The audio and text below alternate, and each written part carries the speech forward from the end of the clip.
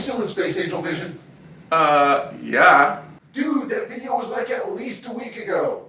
You might want to, change back to normal before we start. Take a shower, change your shirt, at least put on some deodorant. Pants? Come on, pants. I don't think we have time for that. I can make the time. How? Ahem. Previously on, did I get what I paid for? What is going on? Why do we look so funny? Because this is part 1 of the Saturday Morning Cartoon Chaos Spectacular trilogy. And we're trying to replicate a Saturday morning of Jess's childhood as close as possible. Okay, I hate to do this, but I gotta bring the pain. It's time for the adventures of Wacky and Packy. Wacky and Packy? Yup. Caveman and his pet woolly mammoth? Wacky and Packy? Uh-huh. Segment from Filmation's package show Uncle Rock's Black? Wacky and Packy? Correctamundo. Wacky follows them, but Packy notices the crowd is booing. So he turns his nose into a vacuum and sucks Packy back, giving the team a touchdown. Something is off about this DVD. It's not just that Wacky looks different on the box. That's fine. Sorta. Or that it doesn't have a menu. Or the lack of closed captioning. This DVD didn't have closed captions. Nope. You mean you could have taken your hearing aids off, left it running, and taken a nap, and I wouldn't have been able to tell you weren't watching it. Can you guess what our next episode is going to be? We're getting to the good shit. Yep, I totally do. 4 cartoons from the greatest animation studio of all time. Disney? I meant to say second best animation studio of all time. Warner Brothers? It's sort of Warner Brothers adjacent. You'll get to see Superman, Batman, and the Justice League. That would mean... shit. You were talking about Hanna-Barbera, weren't you? And now, back to our show. Stop. Look, I know the preview makes it look like we're starting with Super Friends, but we're not. Why not? I just figured we should get the really painful stuff out of the way first. Get me Flintstone Kids. Are you feeling okay? Look, if we don't do it now, I'm going to find a way to weasel out of it. You know that. I know that. Let's do it. Wait, you're being responsible? That's a bit of a switch. Oh, yeah, and before we start, just a bit of a disclaimer. As a kid, I liked Flintstone Kids. What? Or to be more precise, I liked half of it. Like a lot of Hanna-Barbera cartoons of the 70s and 80s, it was a half-hour to hour-long package show with half the runtime given over to Captain Caveman and Son. Those shorts are kind of fun. So logically, not a single Captain Caveman and Son cartoon is on your DVD set. What? Jess! Mad! Jess! Smash! Relax and watch your cartoons. I'll get 7-Eleven on DoorDash. By the time you're done with Scooby-Doo, you should have some Yoo-Hoo and Ho-Hos. Our story begins with a pterodactyl getting confused by a kite. Little Fred is sitting in a hammock. He tells Dino to get him an apple, and he fetches him one. Only the little Pupasaurus is so excited that he knocks the kite from Fred's hand. Fred tells him to go fetch it. Then he gets pissed off when it gets stuck in a tree. Fred realizes he's going to have to go get it himself, but he's been sitting there so long that his leg has gone to sleep. He falls out of the hammock. While climbing the tree, he overhears his mom saying that something has to be kept secret from Fred. His dad says, well, a little visitor is coming and that's going to lead to some changes. His mom says, well, I'm going now, but you'll have your hands full with that little bundle. Fred knows what this means and has a panic attack because he doesn't want siblings. Fred tells this story to Wilma and Betty. Wilma says, "Yup, that sounds like you know what's going on." Betty says, "You only have to worry if it's a brother. Sisters are perfect." Look, Fred, I can tell you from experience, they aren't. Fred says he prefers a pet. When they're bad, you can just put them outside. And Fred, I can tell you from experience, you can't. Wilma and Betty leave Fred with Wilma's little sisters so we can get an idea of what being a big brother might be like. He helps them build a staircase out of blocks, but they say they need more. Fred goes to get some. The girls get bored and decide to go play dollies. Fred comes back and notices they're gone. He thinks they climbed up and leaped to their death, so he goes up onto the roof to look for them. Wilma and Betty overhear this and decide to go check on him. If I'm not mistaken, this incident is the origin of the phrase quaes custodiet, ipsos custodes. They see the open window and shut it. Wilma says when her sisters run off like this, they've usually just gone to the kitchen to steal ice cream. But when they get there, they aren't there. Neither is the missing Fred. The Tykes start singing in the living room. Fred hears them up on the roof and thinks they're stuck in the chimney, so he dives into the house, Santa style. I know Christianity won't be invented for another 64 million years, but Christmas is totally a thing in the Flintstones universe. We've already been over that. Now let's move on. The girls get mad at him for waking up their dollies. Fred says he knows where he's not wanted and decides to go to Barney's to see if he can do a better job watching his little brother. He finds Dustin cleaning up the kitchen. He sees a roller skate lying there. He reminds him to put it away. Dustin tells him where it goes and Fred says, "Okay, I'll help you out just this once." And it leads to a long series of pranks which ends with Fred juggling the rebel's best china. Dustin goes to practice piano, which is what he was supposed to be doing the whole time. Mrs. Rebel comes in and she is pissed off. Barney tries to explain, but only makes things worse. Dustin laughs because all this bullshit had no other purpose than to get Fred in trouble. Fred goes to the ice cream place and meets up with Barney, Philo, and random kid. Fred says he's gonna go where babies come from and tell them we don't want one. Well, Fred, I hope you're not from Texas. The kids discuss where it is Fred should go. They suggest Best Buy, the Stork, the hospital, which just goes to show you these kids got abstinence-only education. Which means, yeah, they probably are Texans. Kid we've never seen before's fantasy sequence has the stork delivering a baby to Kristen Shaw and Will Forte on The Last Man on Earth. Philo says no. Parents go to the hospital. The doctor shows them floor models of babies and the parents pick out which one they want. The cartoon shows a black family picking out a white child. I know that's supposed to seem progressive, but it seems the opposite somehow. Wilma and Betty show up and say, no, babies come from your mama's stomach. Fred tried to explain that it's a mixture of all of those, depending on the family. But he's got somewhere else to be. Fred and Barney break into the zoo to stop the stork. The stork catches them, and yeah, it delivers a child. Well, it delivers Fred and Barney to a hungry lion. But the lion spit them out.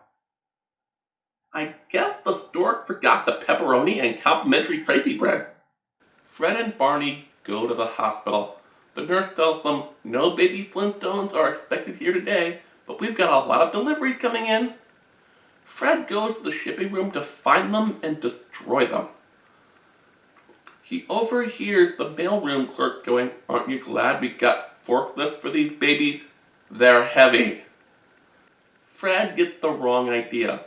Barney complains about the big family for Mr. and Mrs. Frashile. They must be Italian. Fred gets home and finds out there is no baby. His grandpa is visiting. The other cartoon in this episode is the sequel / follow-up. I watched it and it is just as bad. I'd talk about it, but it's a standard Hanna-Barbera athletic cartoon. I'm reviewing another one of those in this episode, so Kazoo be praised! I am completely done with the Flintstones for season 2. No!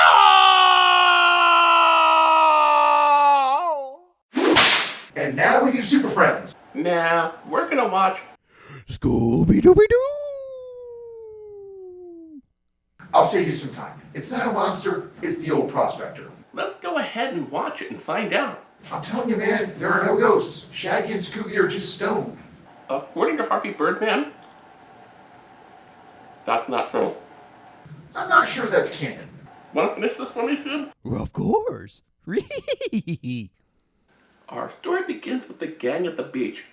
Sorry fans who assume Velma is polyamorous and bi, but she's not in a swimsuit.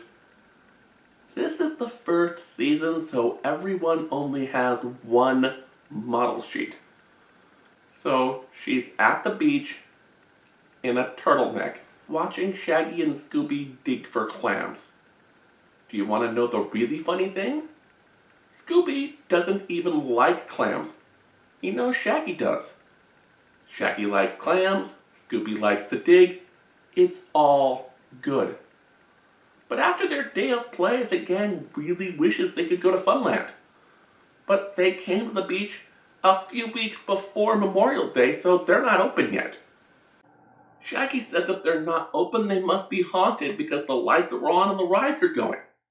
Velma says, "Shaggy, you're seeing things," and "Really, Velma, I love ya, but you telling someone they're seeing things is a bit like me asking, 'Did you hear that?'" Fred, Daphne, and Scooby see it too. So they go investigate instead of, assuming that a month before opening, safety inspectors might be there making sure the rides are up to code. Then again, with the way the park is laid out with booths all willy-nilly and dirty concession stands, it's pretty clear no sort of inspection has happened here in a long time. The gang sees this tall guy up on the coaster and all the rides are running again. Shaggy and Scooby make a beeline for, you guessed it, the concession stand. Fred and the girls decide to play throw the ball at the milk carton. Fred manages to do it. That's proof this place is haunted. That never happens at amusement parks in real life. Before they go look for Shaggy and Scooby, Daphne reminds Fred to reset the bottles, which he does. He thinks it's only fair to leave a quarter. So while he's digging around in his pockets, somebody leaves him a bootleg Yogi Bear doll. Meanwhile, Shaggy and Scooby are finishing up at the all-you-can-eat cotton candy buffet when they notice this lanky guy wandering around. Thinking it's either Rondo Hatton or a Martian, they start running. Scooby starts to think it's neither of those things because it doesn't have a scent. It's very clean. Which means it isn't Andy Dick. I wasn't going to say that. Sure you weren't. I wasn't. Honest! They try to hide in the Hall of Mirrors. And this is a gag we've all seen in about 1 million cartoons. It is a particular favorite of Hanna-Barbera. I've always assumed they just like getting to use all that model stock footage that's accidentally shipped to them by Korean animators. Then the tall metal guy shows up, and we get a Hanna-Barbera chase! Only Tin Man doesn't have time for Shaggy and Scooby shit. They take this as a sign that they should get the hell out of there and go find the others. Fred, Daphne, and Velma are still looking for Shaggy and Scooby. Machine Man shows up. They mistake him for a guard and try to ask him a question. He ignores them and gets on the Ferris wheel. He gets stuck halfway up.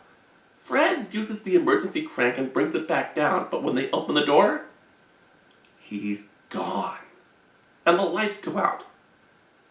The gang regroups. They find this rustic old cabin. They assume it's the caretaker's house. So they ask him, what's with the lights and the creepy guy wandering around the park? He says, it's nothing. It's a weather balloon filled with swamp gas. The gang doesn't buy it. Fred, Velma, and Daphne want to go back and investigate. Shaggy and Scooby are like, that this is the cop problem. Daphne says Shaggy and Scooby would rather eat a pizza pie than solve a mystery. Really, Daphne? You've known these two since kindergarten? And this surprises you. They all wind up back at the park. Here is where things get crazy. Machines are throwing hot dogs everywhere, which, hey, placates Shaggy and Scooby. The rides start going backwards. The robot is throwing prizes everywhere. It's like Tuesday night at Elon Musk's house. Robot Monster boards the Tunnel of Love, so the gang follows. When the robot gets to the end, he turns himself into a torpedo. In a rare moment of bravery, Shaggy tries to save Velma, but she reminds him they're in very shallow water. The gang splits up. Shaggy and Scooby are full, so they start playing games in their patrol sector. Scooby winning the Test Your Strength machine brings the monster right to them. Then we get another Hanna-Barbera style chase. This one through a ride of the old wooden roller coaster. You couldn't do something like this nowadays thanks to safety harnesses. The robot hops from car to car while it's in motion. Shaggy and Scooby end up jumping onto the train going the other way. They don't even have time to freak out until they reunite with the gang. Fred has a plan. They'll hide behind some crates and grab him. By the time the train pulls in, the Sentinel cosplayer is at the top of the highest hill and jumps. They think he might be hurt, so they go to check on him, but surprise, surprise! By the time they get there, he is gone. Which brings us to Fred's next plan. Shaggy wants nothing to do with it because this guy's eyes look like they belong on a hot rod. Scooby, on the other hand, doesn't have a choice. He is essential to making the plan work. This guy has a special interest in him. So Scooby and Velma have to drive around the park in a jerry-rigged bumper car. The plan should work, but Shaggy fucks it up by turning it on at the motor and not the battery. Velma's glasses fall off. Yeah, I know, it's obligatory. Scooby is terrified beyond the capacity for rational thought. Velma mistakes the robot for a traffic cop and the kiddie train for the Amtrak Red Eye. She manages to dodge him, but Mr. Roboto takes the train head-on and keeps on ticking. I have to point something out here. Velma is supposed to be the smart one, but it seems that while most people keep their brains inside their skull, hers are located in her glasses. Still, she operates the bumper car with the same precision I did when I took my learner's permit test. She knocked down a cotton candy stand. As I said, the same precision I did when I took my learner's permit test. Fred's next plan is the perfect trap. It's another crate, only it's rigged to have only one exit. Scooby's like, Rock, roll, red. Run, roll, red. Velma says, well, I guess you could get back on the bumper car with me. And Scooby's like, Okay. Great rivers then. Scooby wanders around with a basket on his head. He finds the robot and lures him into the wax museum. We see Scooby disguise himself in various period get-ups. Captain Caveman, pirates, and I'm pretty sure there are evil robots of Kiss if you look hard enough. As for Fred's trap, it might surprise you, but it works. Well, they get him in there. What might not surprise you is the robot Kool-Aid Man's his way out, even with a brick wall behind it. The gang gives up and says they'll never catch him. Then Deus Ex Machina, the caretaker, shows up. He explains that he's getting on in years, he wanted a little bit more time to spend with his family, so he built the robot to do Funland stuff while he stays home.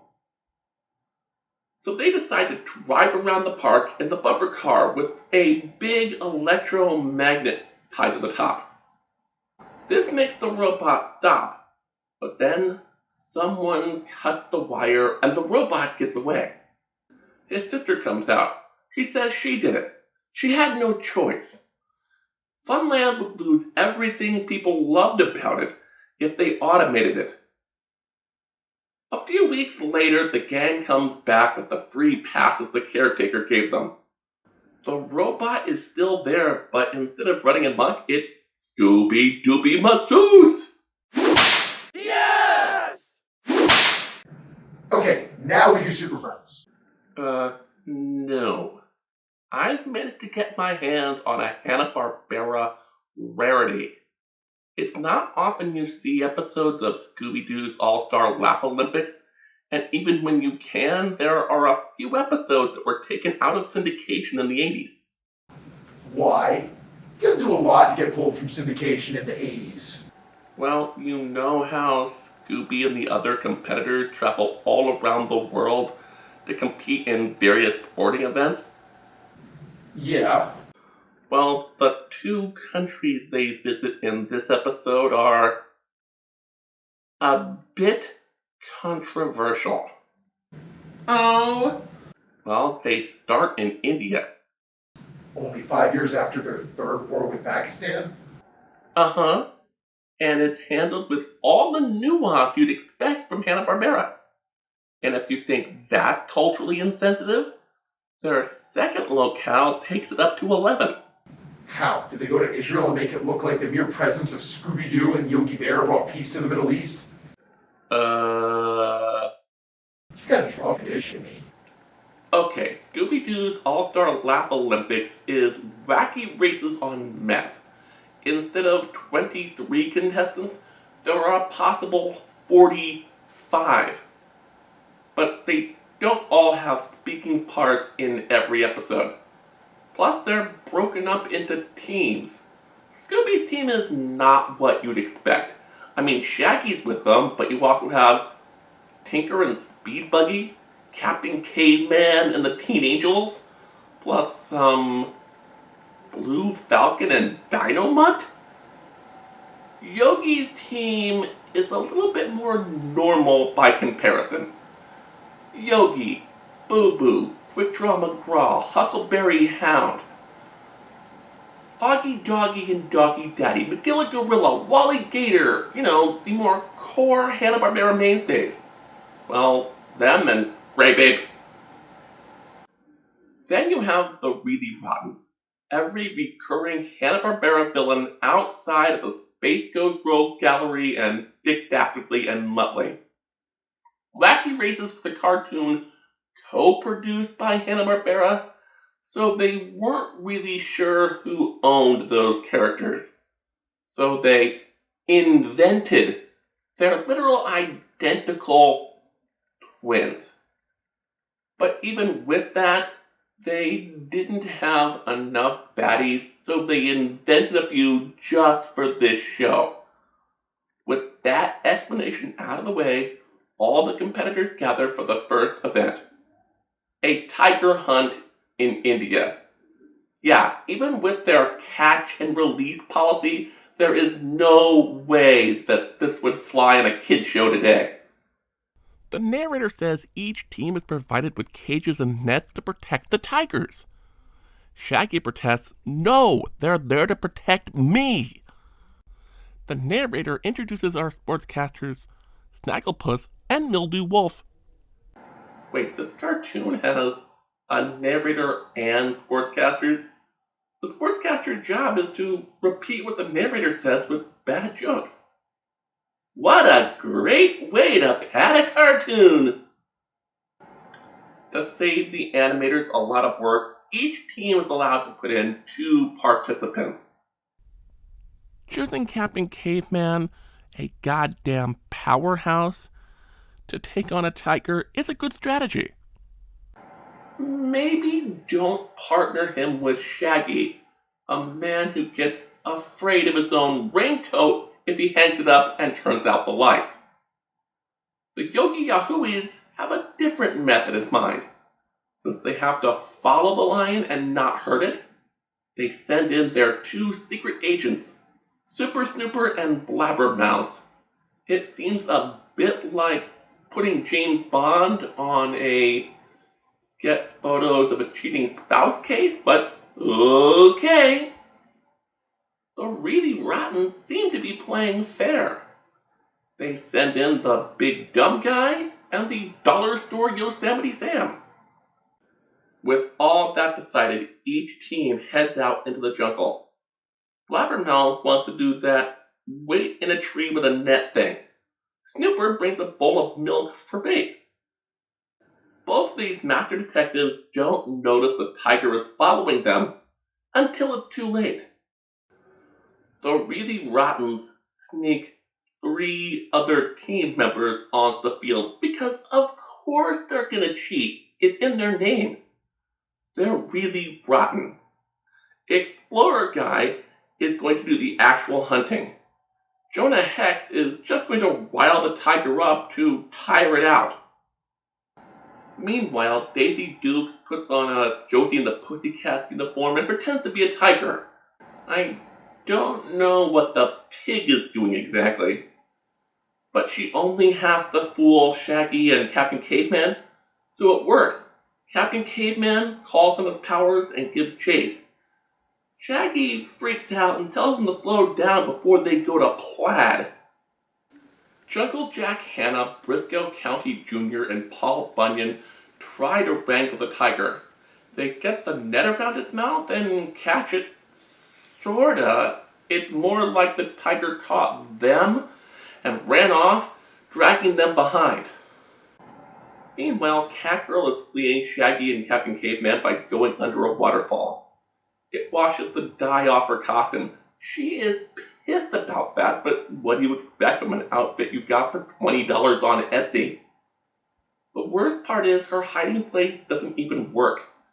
Shaggy and Captain Caveman are still coming. Blabbermouth is still up in the tree with the net. He doesn't see anything, so he and Snoop are about to call it a day. Catgirl hides in a hollowed out tree, but Captain Caveman is still chasing her. The other really rottens are being dragged to the same tree from the opposite direction. With the Catgirl and the tiger both inside the tree, the really rottens and Captain Caveman start playing tug-of-war over the tiger's tails.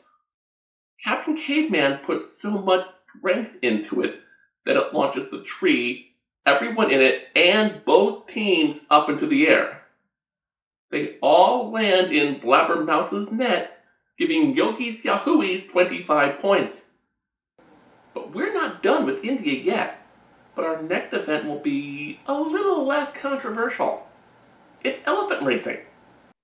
Less controversial? Elephants are banned from most circuses. I said less controversial, not super woke. Fun fact, elephants are banned from circuses for entirely different reasons than I am banned from circuses.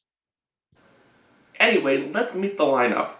The Yogi Yahooies go with Augie Doggy and Doggy Daddy. The Really Rottens pick is Mandrake the Magician's evil twin, the Great Fondue. The Scooby-Doobies go with Baboo. Baboo is from, get this, Genie, the animated prequel to I Dream of Genie. Yeah, it's saying something when an involuntary Hanna-Barbera superfan like myself has to look that up. I'm just glad that this cartoon features more of the sportscasters than it does the narrator. I'd hate to think that Snagglepuss and Mildew Wolf were superfluous characters who had no business being in this cartoon or anything. Scratch that. Most of their banters about how Mildew thought it'd be a great idea to shoot all their footage from the tops of telephone poles so they'd have a better view of the race. But Snagglepuss says, "The elephants are coming! We're getting trampled on stage right, stage left even!" They're lucky they don't fall off and break their necks until after the stampede passes. For once, the Rottens don't cheat. They have a legit lead. The narrator comes back from his union-mandated bathroom break and says they've leaped ahead. Baboo is a literal thinker and says, "Wait, jumping is allowed?" and uses his magic to make a bouncy elephant. Augie Doggy and Doggy Daddy's elephant is out of gas, and they get tricked by Dick Dastardly's legally distinct cousin. He gives them curry-spiced peanuts. He thinks he's hurt their chances, but no, it makes their elephant want to run faster to get to the water. As they approach the Taj Mahal, Baboo is still in the lead. Not only that, Fondue is having trouble holding on to second place. Augie Doggy and Doggy Daddy are riding what is essentially a rocket-powered pachyderm. But the order changes in the 3 seconds of blather between Snagglepuss and Mildew. But then Fondue realizes something. If Baboo can use his magic, so can he. So he turns his elephant's trunk into a helicopter. Approaching the palace, Fondue is in the lead. Augie Doggy and Doggy Daddy are a close second, and Baboo bounces into last place. Augie Doggy pinballs through the pillars and knocks over Mildew and Snagglepuss. Augie Doggy is afraid of the next lap. He can't swim. Jimmy Durante reminds him that that's the elephant's job. What he should really be worried about is the Ganges is filled with crocodiles. Snagglepuss and Mildew set up on the bridge across from the last lap.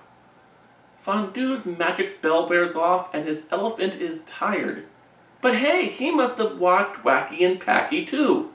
He has his elephant's nose go all vacuum mode and sucks up the entire river. They just walk across.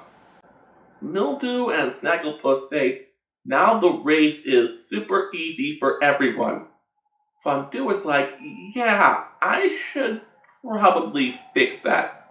He has his elephant spit out the entire river in the 5 or 6 seconds it takes the other 2 contestants to get there.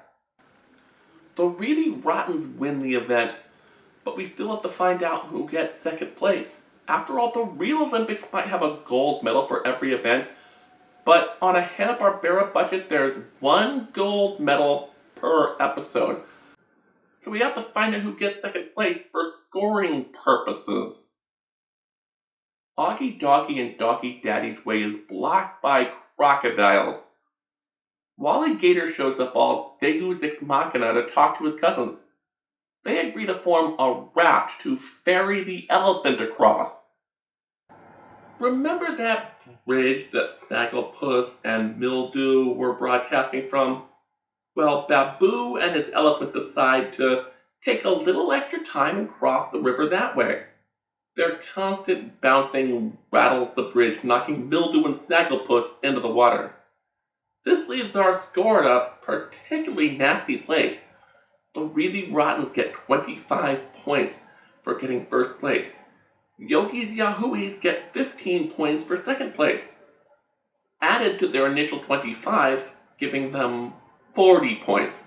Scooby-Doo's All-Star Laff-A-Lympics invented the participation trophy, and Scooby's team gets 10 points for coming in dead last. These games aren't over yet. They should be, but no, they continue in Israel. And oh joy, it's another race. One in the most tortoise-paced forms imaginable. Sand sailing. Yogi's team picks Hokey Fox, Wally Gator, and Quick Draw McGraw. The Teen Angels literally tied their sails to Speed Buggy.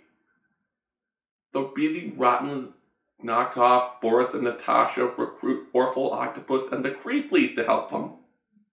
Mildew says their sail isn't big enough. The octopus spins his arms like a fan, generating his own wind. The race isn't supposed to start yet, but the ref raises his green flag for them anyway. Hokey says let her rip. Quickdraw pulls up the anchor right into the sails, which are torn to shreds.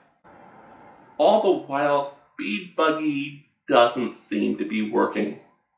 In a rare moment for a 70s cartoon, it's the black girl who thinks maybe having a stick stuck in the treads of a sled isn't a good idea. Once that's fixed, Speed Buggy's going really fast.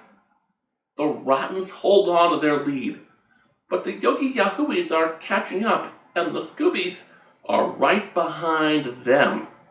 The narrator says the race will end when they reach King Solomon's Mines. Do you know what else should have ended at King Solomon's Mines? Sharon Stone's career. The Scooby Gang complains about a lack of wind. They accuse the Yogi team of stealing it. Hokey taunts back, "It's not my fault there's not enough wind to go around. The only chance you guys have of winning is if Orphle Octopus becomes exhausted." That's when it hits Dee Dee. They're in a sentient car.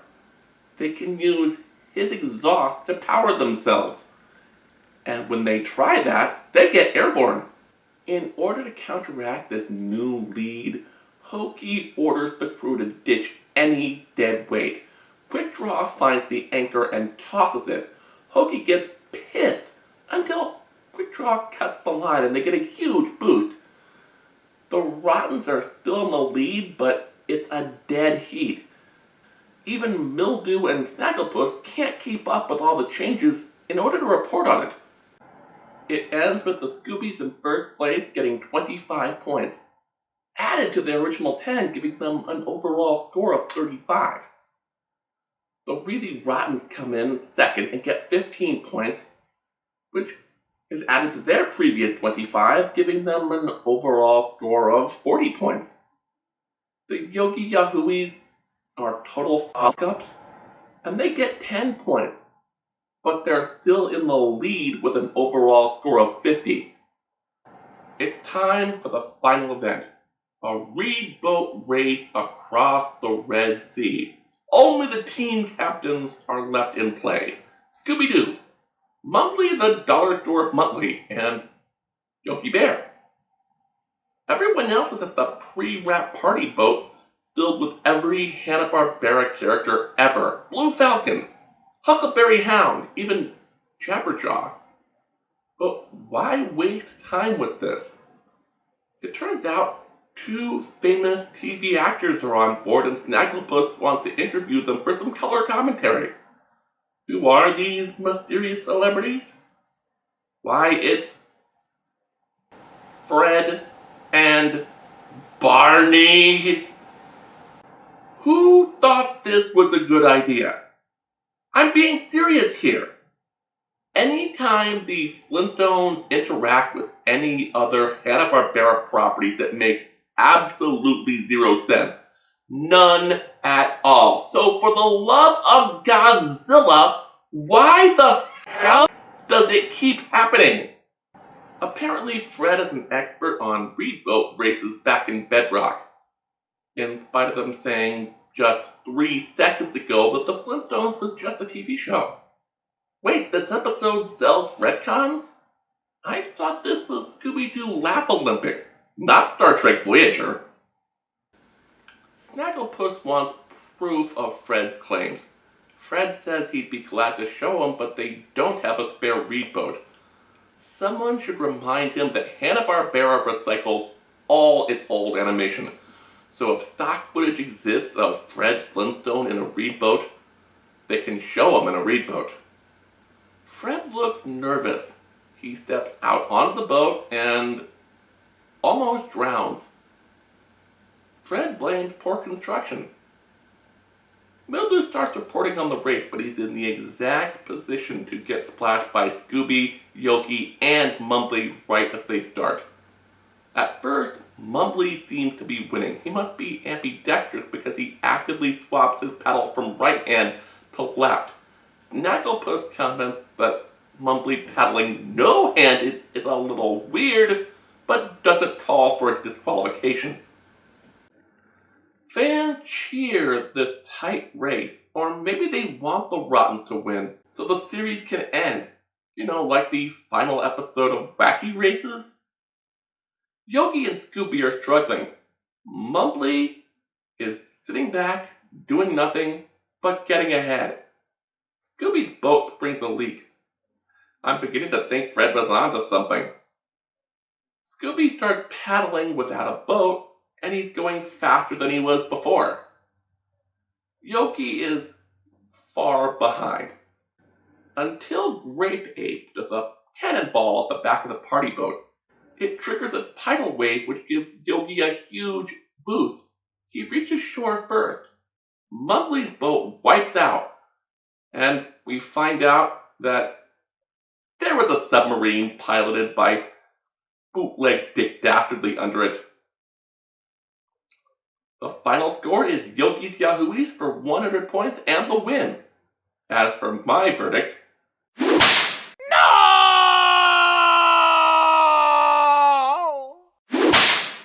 So, Super Friends time! yeah, I'm ready now. You sure? After Flintstone Kids, Scooby-Doo, and Scooby-Doo's All-Star Laff-A-Lympics, Super Friends will be a relief. Alright, let's do it! Our story begins with a bank robbery out in the desert. Black Lightning, Black Vulcan tries to stop it. This flying guy with a flaming head shows up. As the bad guys speed away, the Burning Man turns their car into a bathtub. Later in Metropolis, the globe is falling off the Daily Planet. Clark Kent goes to find a phone booth, but before he can change his clothes, the wannabe Ghost Rider shows up and turns the globe into a balloon. Clark goes back to get a summary of what happened from Lois. Acting like she's auditioning to be a news pundit for Fox News, she says, yeah, maybe we don't need Superman anymore. The next day, Wonder Woman is flying across the ocean in the invisible plane. She comes across this ship that's about to do a reenactment of the Titanic. Before she has a chance to do anything about it, the flaming head guy shows up. He turns the iceberg into a big metal weight and sinks it. Great job there. It just sped up climate change. The only difference between the other encounters with our mysterious new hero and the other times he met the Super Friends is that he's so enthralled with Wonder Woman's rack that he stopped to introduce himself as Firestorm the Nuclear Man before flying off. He's still daydreaming about Wonder Woman when this voice he calls Professor says, "You don't have a shot with her. She's too old for you. Give it up." Why this voice is in his head and why he sounds like Batman is a complete mystery. At the Hall of Justice, the team is gathered around the water cooler. With Firestorm saving every kitten from every tree, they have nothing to talk about but Firestorm. Trust me, I remember 1984. There were only two things to talk about. Firestorm and Aha's Take On Me video. Batman decides to remind people that he's the world's greatest detective by telling them what he's found out about Firestorm. mainly that they are two people who fuse into one super powerful being. But there's something off about Batman's voice. Okay, that's Adam West. You can't get more Batman than Adam West. 2 words. Kevin Conroy. Then, 2 villains show up at Yosemite. One of them is foaming at the mouth, saying he's going to use his Omega Beam to reignite an extinct volcano. The other guy just wants to smash stuff. The boss guy says, "Go ahead, you can smash all of them except Wonder Woman. She's going to be your stepmom." This guy thinks you can't smash your stepmom. I guess he's never played Sims 4. Meanwhile, at the college, this guy Ronnie is bragging to Professor Batman about a B he got in history. The professor says it's too bad you can't focus on stuff in my class. It'd be useful when we're doing firestorm stuff. Ronnie tries to distract the professor by asking what he's working on. We don't really get to find out the answer to that because they get interrupted by a news report about what's going on at Yosemite. The Super Friends show up. The big bad introduces himself as Darkseid, god of the planet Apocalypse. He abducts Wonder Woman and puts the rest of the team in a net made of kryptonite. They have no way out. Well, until Firestorm the Gary Stew Man shows up. He frees Wonder Woman, turns the lava into ice, and transmutes the kryptonite to save Superman. They all return to the Hall of Justice to strategize. The team is so desperate for help against Darkseid that Firestorm has made a super friend right away. Then the narrator tells us everything the team knows about the planet Apocalypse, which isn't much. It's mostly myth and legend. The entire planet is either a child-friendly version of hell, or Chuck E. Cheese on a rainy Saturday afternoon. Back on Apocalypse, Darkseid and Calabac are arguing over what went wrong. They planned for every contingency. They didn't expect Firestorm. He's a wild card. Calabac says that not expecting something like that is a sign of weakness. But Darkseid's chief torturer and weaponeer, Desaad, says, "Nope, nope, nope, no need to worry about that, Archer. I've got everything under control." But here's the thing. This cartoon is trying to make Calabac like his comic book counterpart. Duplicitous, but oh so very stupid. But he's right. They've been monitoring this planet for a long time. All this week, whenever the Super Friends went someplace, Firestorm would show up. Not expecting him now is insurmountably stupid. But Darkseid decides to punish Calabac for his behavior. Seems like a great boss to me. Hey Nick, can you do something for me? Maybe. Yeah, can you send my resume to Planet Apocalypse? Darkseid does like to torture his subjects. He'll make you chef to the Hunger Dogs. Before becoming an official Super Friend, Firestorm has 2 things he's got to do. First, he has to sign a waiver. Then he's got to reveal his secret identities, which he's glad to do before flying back to school. The next day on Apocalypse, Desaad explains what he meant by everything is under control. Because literally, it is. He's invented a fear projector capable of breaking anyone's will, making them absolute slaves. Back at the Hall of Justice, Wonder Woman gives Firestorm a tour. She hands him some books to study. He accidentally bumps a control panel and deactivates the force field that stops intruders from teleporting in. The moment he does that, Darkseid opens up a boom tube and abducts Wonder Woman. Firestorm calls the rest of the team. Batman finds something Wonder Woman left behind. Her magic lasso. Black Vulcan manages to find a way to get the team to Apocalypse. On Apocalypse, Wonder Woman is under the fear projector being reprogrammed into Darkseid's bride. Then a meteor shower rocks the planet. One of them is a hollowed out rock with the Justice League inside, piloted by Superman. Superman X-rays the largest building on the planet. He sees Wonder Woman.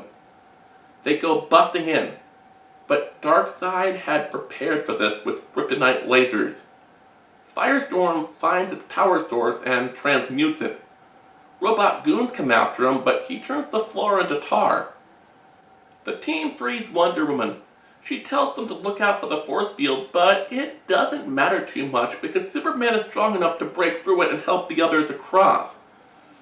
The Victor Garber who lives in Ronnie's head thinks something is wrong. He tries to warn Ronnie, but is too late. The team gets caught in a tractor beam. Darkseid congratulates Wonder Woman on proving her loyalty and then turns the fear projector on the Super Friends. Only it's calibrated to break the mind of a single person. Firestorm is not one person, so he's got this wonderful thing called plot immunity. Thus, he is able to destroy the machine. Batman uses his kick-ass logic abilities and realizes the magic lasso doesn't just make people tell the truth, but experience it. He wraps it around Wonder Woman and she's back to normal. Darkseid blasts the team with his Omega beams, but Superman takes the whole brunt himself. It's like getting hit by a pillow. The Super Friends steal a boom tube and head back to the Hall of Justice. Darkseid pummels the sod for this miserable failure of a plan. It looks like the sod is gonna need a new job. With his luck, some king somewhere will give him a job torturing crabs. Black Falcon, who stayed behind on monitor duty, shuts off the force field long enough to let the Super Friends in. And that's it. That's the episode. Yes! I'm back, gentlemen. Where'd you go anyway? I'm a king, remember? I had stately duties to attend to. Stately duties. I hope you remember to flush. Gross. Much like Jess, I was around for the 80s. And your little Saturday morning reenactment is missing something of critical importance. What are you talking about? Ask yourself this. What is the true purpose of Saturday morning cartoons? To distract the kids for hours so their parents can sleep in after a long night of reconnecting. Haha! You fool! You fell for one of the classic wonders, the most famous of which is never get involved in a land war in Asia. But only slightly less well known is this. Never make a Saturday morning cartoon without a toy line to sell! You only want cartoons that exist to sell toys? Well, they were essential to Saturday morning.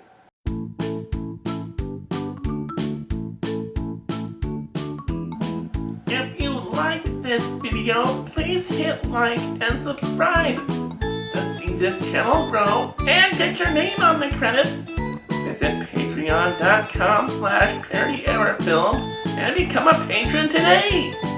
Give us enough money and just might let you have a say in some of the movies we watch in the 2022-23 season.